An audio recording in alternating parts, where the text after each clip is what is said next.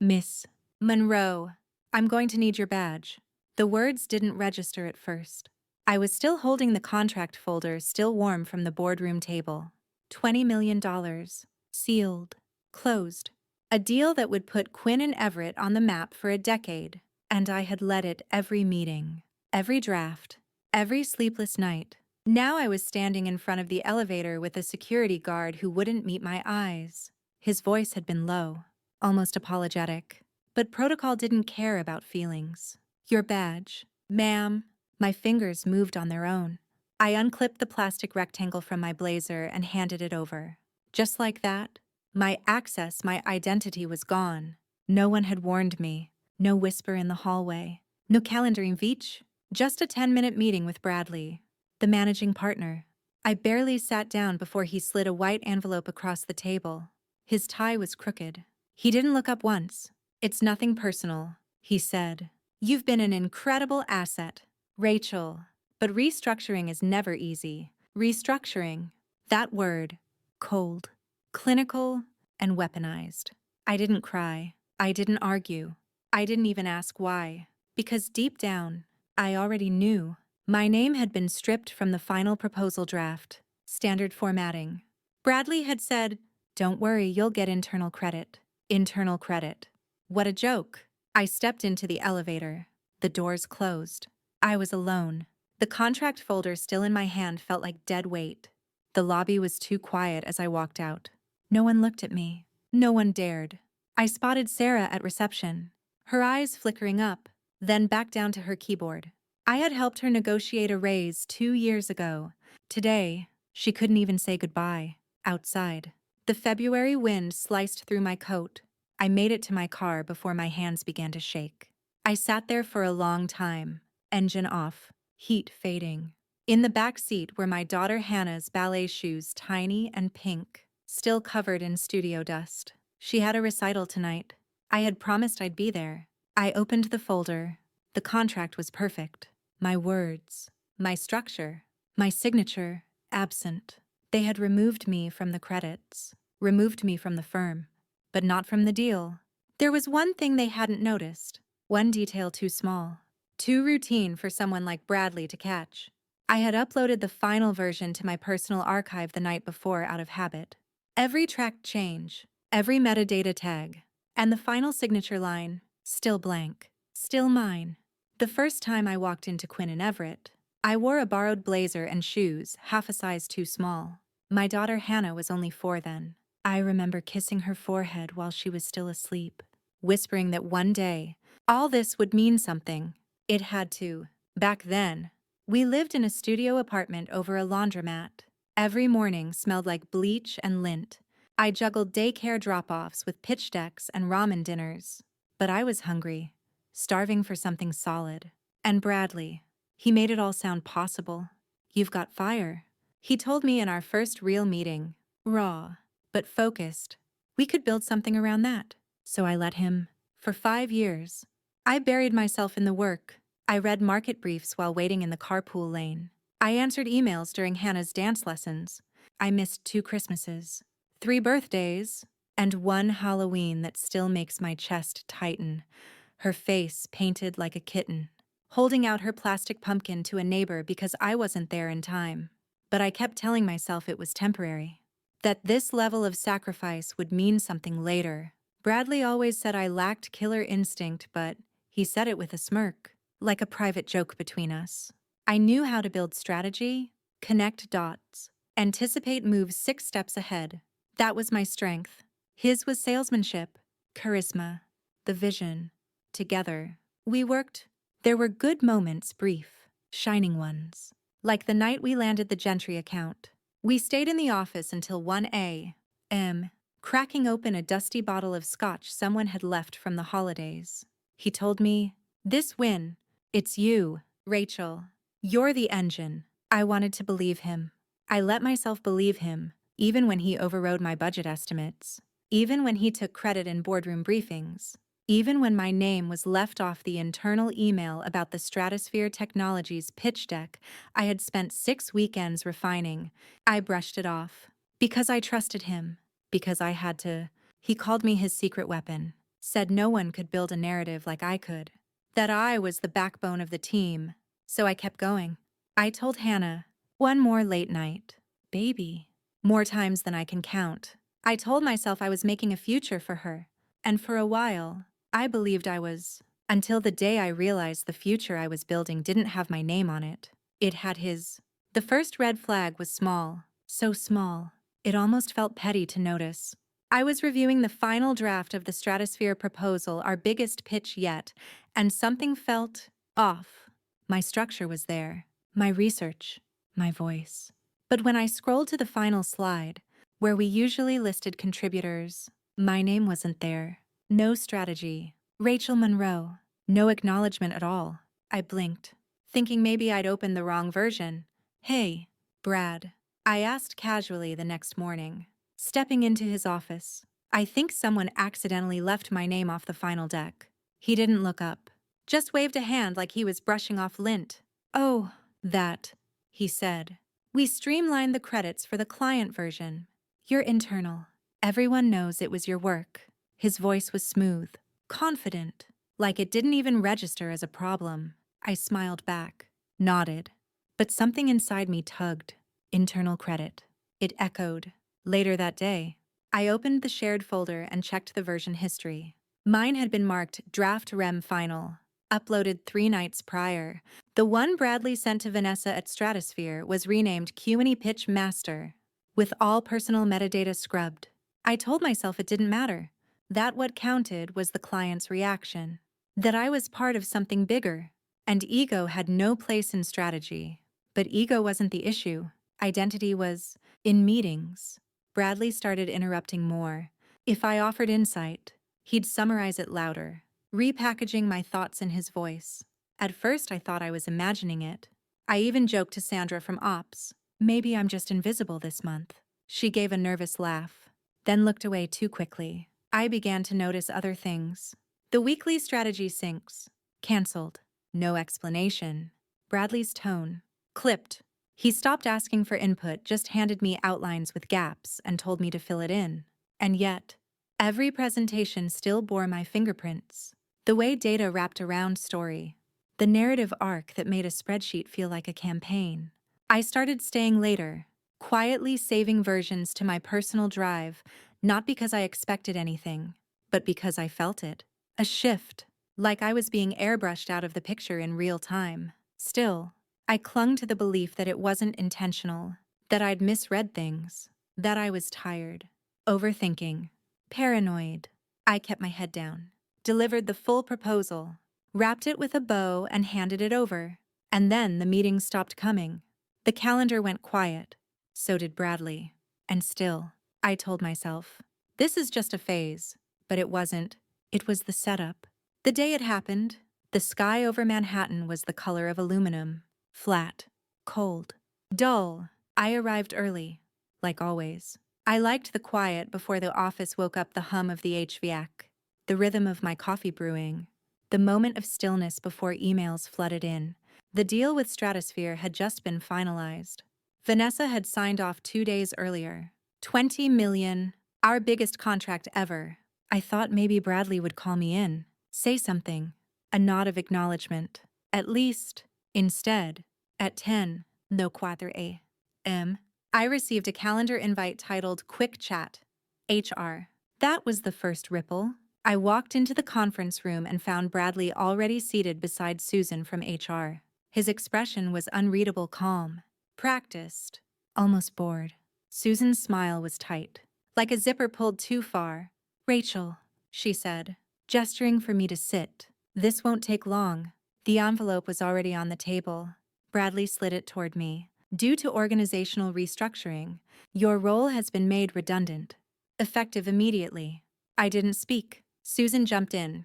We've prepared a severance package. And, of course, we're happy to offer a letter of recommendation for future opportunities. You've been a valued team member. A valued team member. My mouth went dry. I looked down at the letter. It was printed on thick ivory paper, like a wedding invitation. The language was cold, final, scripted. You're letting me go, I said finally. After leading the Stratosphere deal, Bradley didn't flinch. It's not about individual contributions. This is about streamlining. I wanted to laugh, or scream, or stand up and knock that smug little folder off the table. But I didn't. I just stared at it. And then I said, "Fine." It was the only word I could manage. I stood up. My legs felt foreign, like they belonged to someone else. I walked back to my desk. People looked up as I passed, eyes flicking between me and the security guard who now trailed me like a shadow. I packed my things in silence. No one said a word. In the elevator, I watched the floor numbers descend like a countdown. My reflection in the metal doors looked unfamiliar, pale, hollow, outside.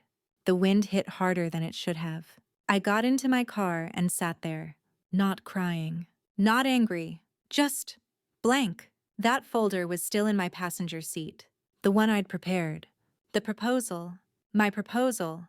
They hadn't just fired me, they had scrubbed me out, taken everything I'd built and pretended I was never part of it. I placed both hands on the steering wheel and stared straight ahead. I wasn't sad. I was erased. And suddenly, something inside me clicked into place. This wasn't the end. It was the opening move. I didn't scream. I didn't rant on social media.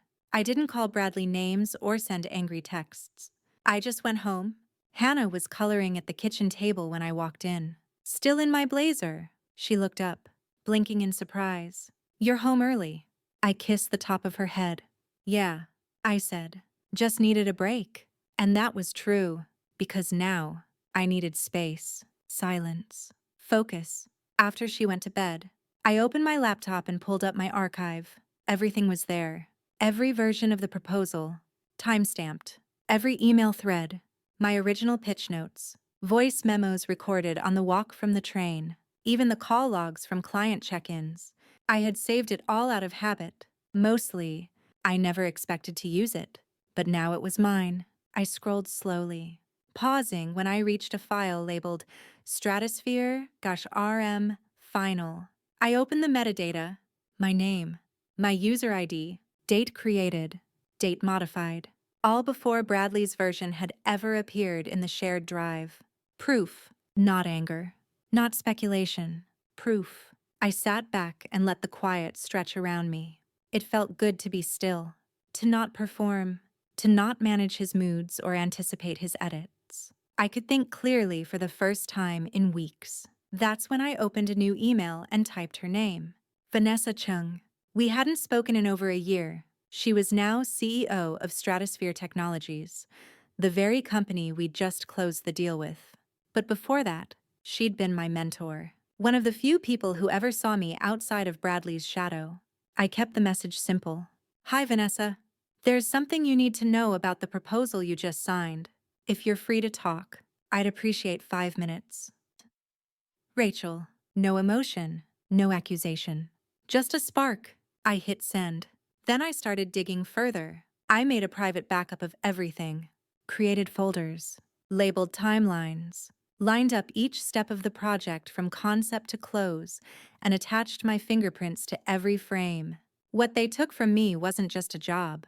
It was authorship. That's what made this different. This wasn't about getting even. It was about reclaiming what was mine before they rewrote the ending. I didn't know what Vanessa would say. I didn't know if she'd even reply. But at 10:41 the next morning, she did. "I've been wondering. Let's talk." "Noon." My office? I stared at the screen and smiled. The lobby of Stratosphere Technologies was all glass and silence. Minimalist. Cold. Expensive, the kind of place that didn't waste time. Vanessa's assistant led me straight to the executive floor. No questions. No delays. When I stepped into her office, she stood by the window, arms crossed, backlit by the skyline. She didn't smile. "Tell me everything," she said. I did. Not theatrics, just facts. The original drafts, the deleted credits, the metadata, my role from conception to delivery, how the final pitch deck, scrubbed of my name, had been sent to her as if Bradley had done it all himself. She didn't interrupt, just listened, expression tightening with every detail.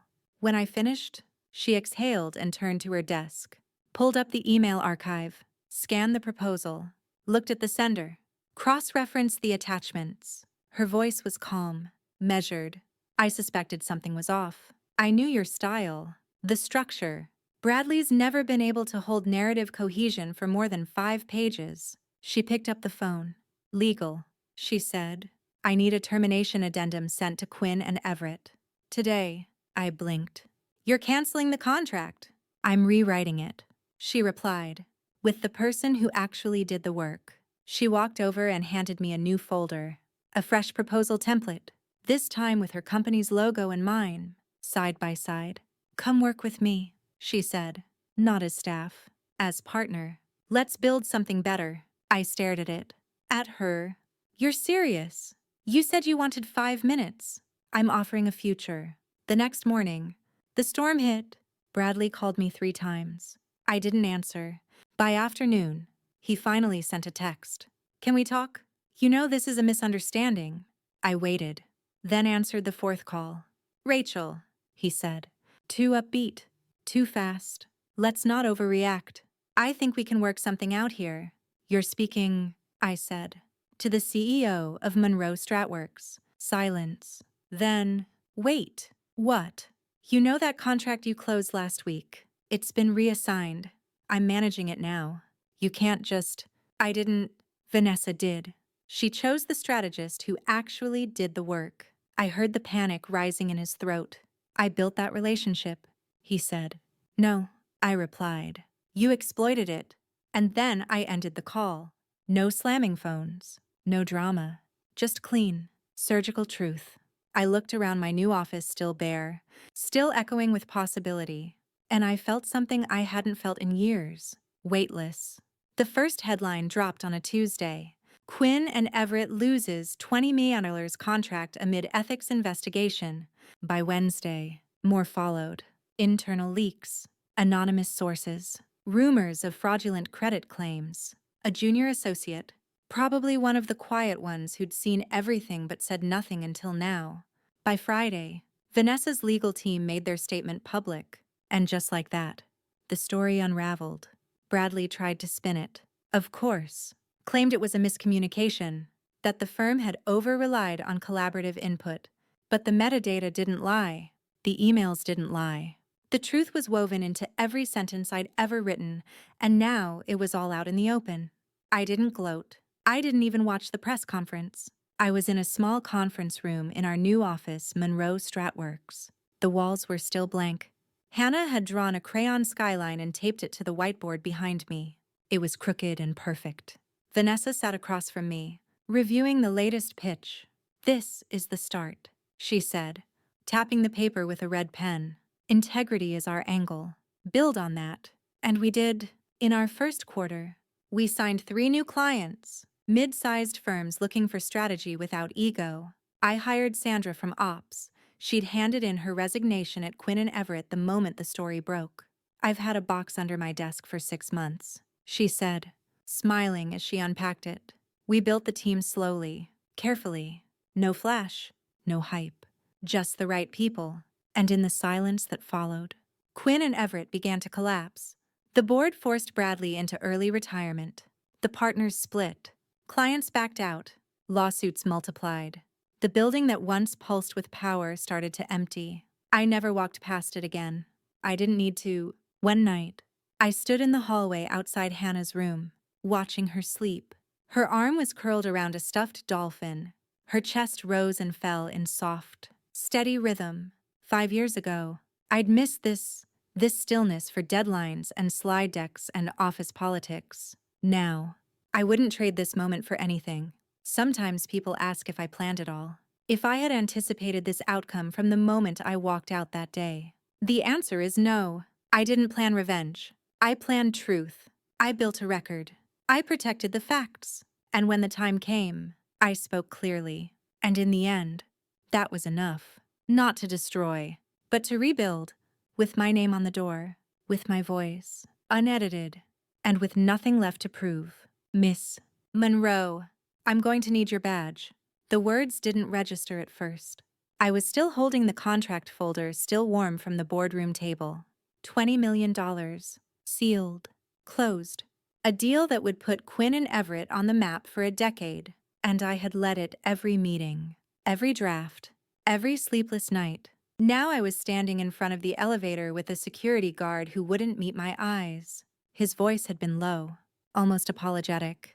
But protocol didn't care about feelings. Your badge, ma'am. My fingers moved on their own. I unclipped the plastic rectangle from my blazer and handed it over. Just like that, my access, my identity was gone.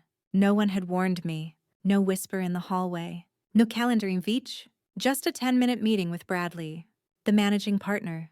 I barely sat down before he slid a white envelope across the table. His tie was crooked. He didn't look up once. "It's nothing personal," he said. "You've been an incredible asset, Rachel. But restructuring is never easy. Restructuring. That word. Cold. Clinical and weaponized." I didn't cry. I didn't argue. I didn't even ask why. Because deep down, I already knew. My name had been stripped from the final proposal draft.